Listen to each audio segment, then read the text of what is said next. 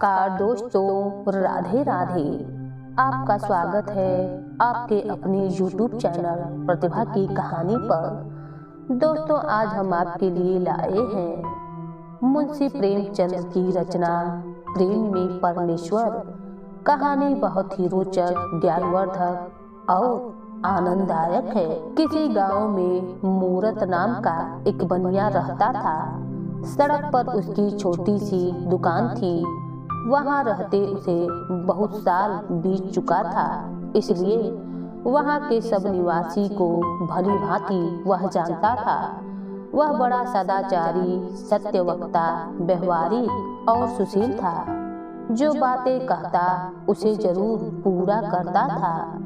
कभी ढेले भर से भी कम सामान न तौलता था और ना ही घी तेल में मिलावट करके बेचा करता था। चीज अच्छी ना होती तो ग्राहक से साफ साफ कह देता था, धोखा नहीं देता था। चौथेपन में वह भगवान भजन का प्रेमी हो गया था। उसके और बालक तो पहले ही मर चुके थे। अंत में 3 साल का एक बालक छोड़कर उसकी स्त्री भी जाती रही थी। पहले तो मूरत ने सोचा इसे ननिहाल भेज दूं, पर फिर उसे बालक से प्रेम हो गया। वह स्वयं उसका पालन करने लगा। उसके जीवन का आधार अब यही बालक था। इसी के लिए वह रात दिन काम किया करता था, लेकिन शायद संतान का सुख उसके भाग्य में लिखा ही नहीं था। पल पलाकर 20 वर्ष की अवस्था में यह बालक भी यमलोक को सिधार गया। अब मूरत के शोक की कोई सीमा न थी। उसका विश्वास हिल गया। सदैव परमात्मा की निंदा कर वह कहा करता था कि परमेश्वर बड़ा निर्दयी और अन्यायी है। मेरे जट्ठे जवान बेटे को मार डाला। यहाँ तक कि उसने ठाकुर के मंदिर में जाना भी अब छोड़ दिया। एक दिन उसका पुराना मित्र, जो 8 वर्ष पहले ही तीर्थ यात्रा को गया हुआ था, उससे मिलने आया। मूरत ने कहा, मित्र देखो, मेरा सब कुछ खत्म हो गया। अब मेरा जीना अकारण है। मैं नित्य परमात्मा से यही विनती करता हूँ कि वह मुझे जल्द से जल्द इस मृत लोक से उठा ले। मैं अब किस आशा पर जीऊं? मित्र ने कहा, भाई मूरत, ऐसा मत कहो। परमेश्वर की इच्छा को हम नहीं जान सकते हैं। वह जो भी करता है ठीक ही करता है। पुत्र का मर जाना और तुम्हारा जीते रहना विधाता के वश में है और कोई इसमें क्या कर सकता है। तुम्हारे शोक का मूल कारण यह है कि तुम अपने सुख में सुख मानते हो, पराये सुख से सुखी नहीं होते। मूरत ने कहा, तो मैं क्या करूं? मित्र, परमात्मा की निष्काम भक्ति करने से अंतःकरण शुद्ध हो जाता है। जब सब काम परमेश्वर को अर्पण करके जीवन व्यतीत करोगे तो तुम्हें परमानंद प्राप्त होगा। मूरत ने कहा, मित्र, चित्त स्थिर करने का कोई उपाय तो बतलाओ। गीता, भगवत माला ग्रंथों का श्रवण करो, पाठन मनन किया करो। ये गंधर्व धर्म, अर्थ, काम, मोक्ष 4 फलों को देने वाले हैं। इनका पुनः आरंभ कर दो, चित्त को बड़ी शांति प्राप्त होगी। मूरत ने इन ग्रंथों को पढ़ना आरंभ कर दिया।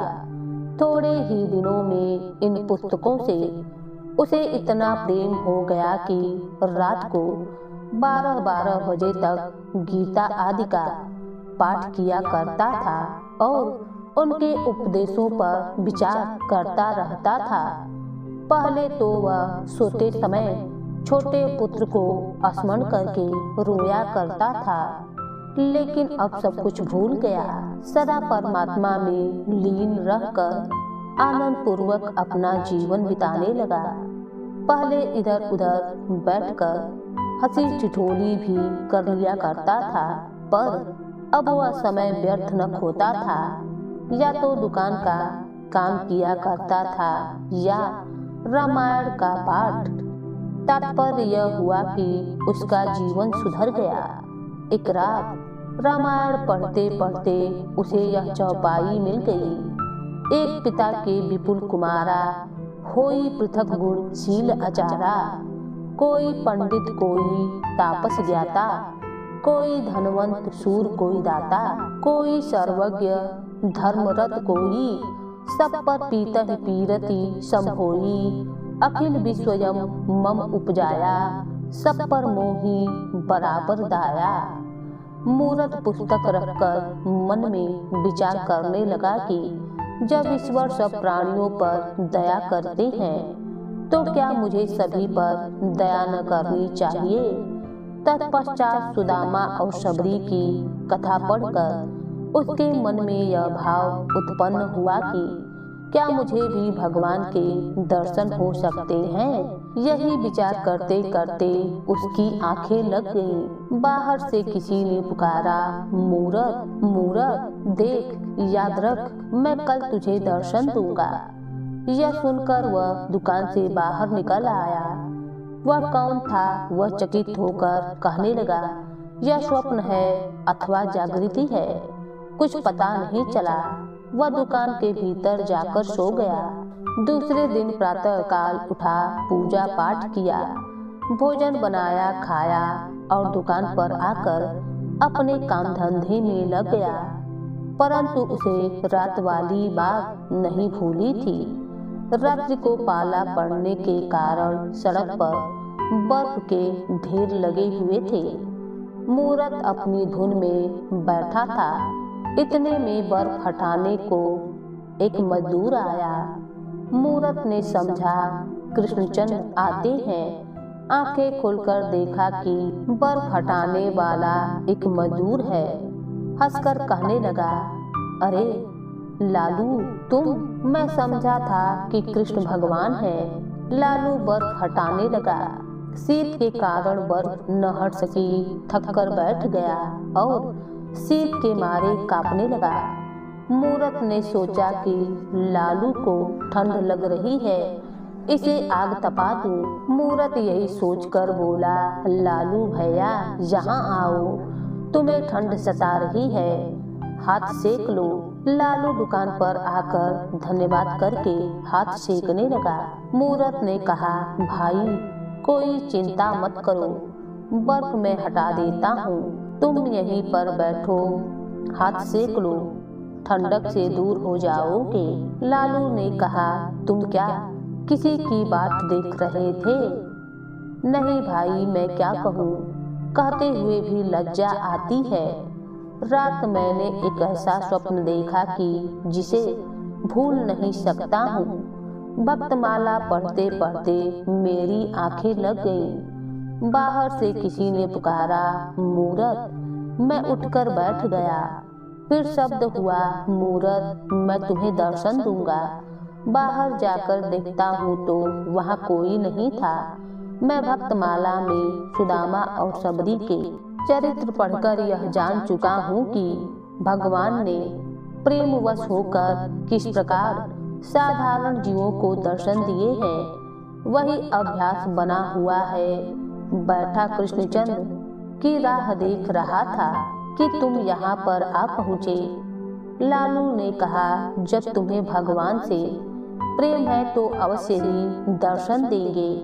तुमने आग न दी होती तो मैं मर ही गया होता। वाह भाई लालू, यह बात ही क्या है, इस दुकान को अपना ही घर समझो। मैं सदैव तुम्हारी सेवा करने को तैयार हूँ। लालू धन्यवाद करके चला गया। उसके पीछे दो व्यक्ति थे। उनके पीछे एक किसान आया, फिर एक रोटी वाला आया। सब अपनी राह पर चले गए। फिर एक स्त्री आई। वह फटे पुराने वस्त्र पहने हुई थी। उसकी गोद में एक बालक था। दोनों शीत के मारे कांप रहे थे। मूरत ने कहा, माई बाहर ठंड में क्यों खड़ी हो? बालक को जाड़ा लग रहा है, भीतर आकर कपड़े ले लो। स्त्री भीतर आई। मूरत ने उसे चूल्हे के पास बैठाया और बालक को मिठाई दे दी। मूरत ने कहा, माई तुम कौन हो? स्त्री बोली, मैं एक सिपाही की स्त्री हूँ। 8 महीने से न जाने कर्मचारियों ने मेरे पति को कहाँ पर भेज दिया है, कुछ पता नहीं लगता। गर्भवती होने पर मैं एक जगह रसोई का काम करने पर नौकर थी। जो ही यह बालक उत्पन्न हुआ, उन्होंने इस भय से कि 2 जीवों को अन्न देना पड़ेगा, मुझे निकाल दिया। 3 महीने से मारी मारी फिरती हूँ। कोई टलहनी नहीं रखता है। जो कुछ पास था सब बेच कर खा गई। इधर साहूकारिन के पास जाती हूँ, नौकर रख ले। मूरत ने कहा, तुम्हारे पास कोई ऊनी वस्त्र नहीं है? वस्त्र कहाँ से हो? इधर तो खाने को भी पैसे नहीं है। मूरत ने कहा, यह लो माई, इसे ओढ़ लो। भगवान तुम्हारा भला करे, तुमने बड़ी दया की। बालक के शीत के मारे मरा जा रहा था। मूरत ने कहा, मैंने दया नहीं की, श्री कृष्णचंद्र की इच्छा ऐसी ही है। फिर मूरत ने स्त्री को रात वाला स्वप्न सुना दिया। स्त्री ने कहा, क्या अचरज है, दर्शन होना कोई असंभव तो नहीं है। स्त्री के चले जाने पर सेव बेचने वाली आई। उसके सिर पर सेवों की टोकरी थी और पीठ पर अनाज की गठरी थी। टोकरी धरती पर रखकर खंभे का सहारा ले वह विश्राम करने लगी कि एक बालक टोकरी में से सेब उठाकर भाग लिया।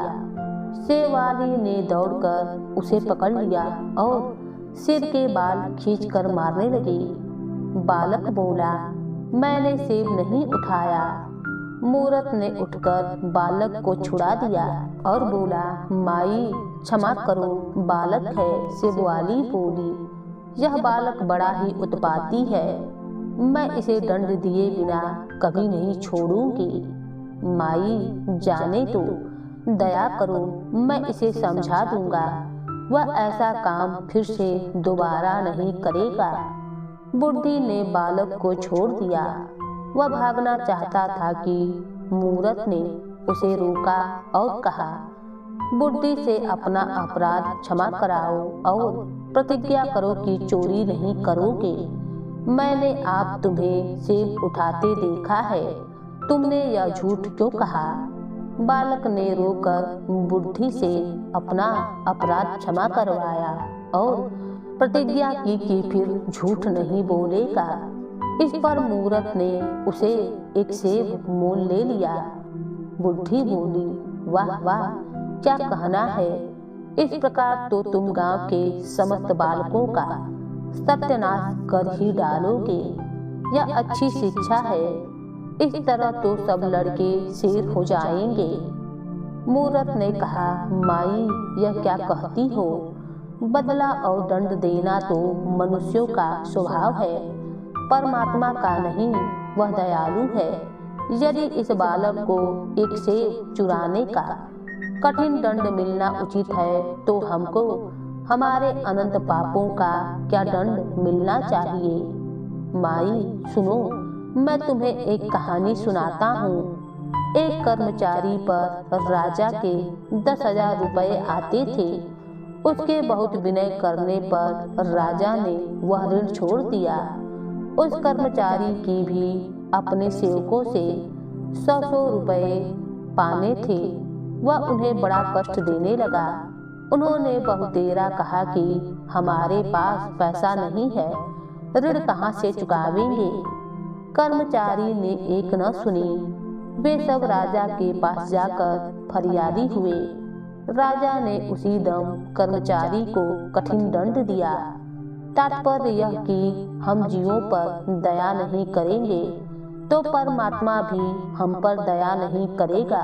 बुढ़ी ने कहा, सत्य है, परंतु ऐसे बर्ताव से बालक बिगड़ जाते हैं। मूरत बोला, कदापि नहीं, बिगड़ते नहीं, वरन सुधरते हैं। बुढ़ी टोकरा उठाकर चलने लगी कि उसी समय बालक ने आकर विनय किया कि माई, यह टोकरा तुम्हारे घर तक मैं पहुंचा आता हूँ। रात्रि होने पर मूरत भोजन करने के बाद गीता पाठ कर रहा था कि उसकी आंखें झपक पड़ी और उसने देखा कि बाहर से आवाज आ रही है, मूरत मूरत। मूरत बोला, कौन हो?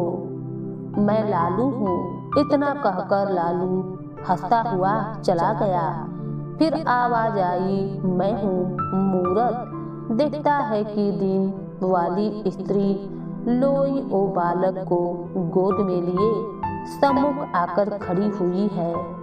हंसी और लोभ हो गई। फिर शब्द सुनाई दिया, मैं हूँ। देखा कि सेब बेचने वाली और बालक हंसते हंसते सामने आए और अंतर ध्यान हो गए। मूरत उठकर बैठ गया। उसे विश्वास हो गया कि कृष्णचंद्र के दर्शन हो गए, क्योंकि प्राणी मात्र पर दया करना ही परमेश्वर का दर्शन करना है। प्रेम में परमेश्वर है। मूरत प्रसन्नता से झूम उठा। अब वह गली गली कहता फिरने लगा, प्रेम में परमेश्वर है, मैंने परमेश्वर को पा लिया।